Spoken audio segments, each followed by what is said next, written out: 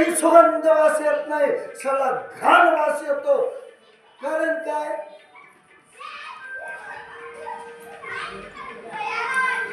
तर ते सुगंध येण्यासारखं आणि खातच नसतं. खात असताना खायला नको नाही, खावा.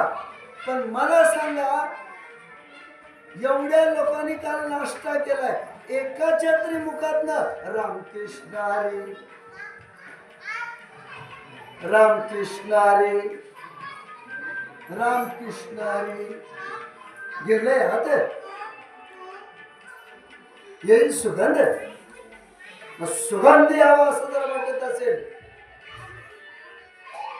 तर वदनी कवळ घेता नाम घ्या श्रीहरीचे, सहज हवन होते नाम घेता फुकाचे.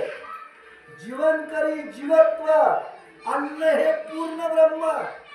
उदर भरणे नव्हे, पोट भरायचं काम नव्हे, उदर भरणे नव्हे, जाणी जे यज्ञ कर्म. नामाबरोबर खाल्ल्याचा तर यज्ञ केलेलं तर पुण्य होतं आणि यज्ञाचा सुगंध बाहेर येतो.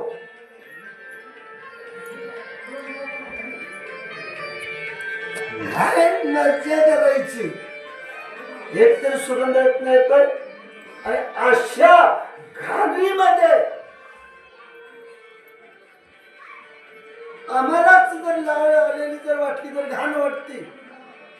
स्वतःची स्वतःला लाळ आली तर घाण वाटते, डोळ्याला आलं तर घाण वाटते, नाकाला आलं तर घाण वाटतंय, ह्याच्यातनं आलं तर घाण वाटतंय. मग मला सांगा, एवढ्या घाणीत तुमचं रक्षण करण्यासाठी जीवत्व जीवन जगत असताना भगवान आत आहे, त्याला कसं वाटत असेल खरा विचार.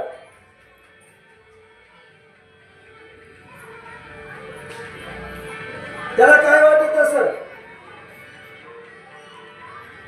म्हणून क्षणोक्षणी हाची करावा विचार, करावया पार भव सिंधू.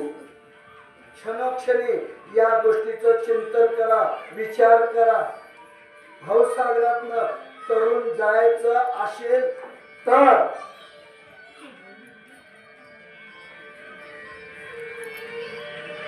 नाशिवंत देह जाणार सकळ, आयुष्य खातो काळ सावधान. हे जाणार आहे. किती जरी याचे जिभेचे चोचले पुरवले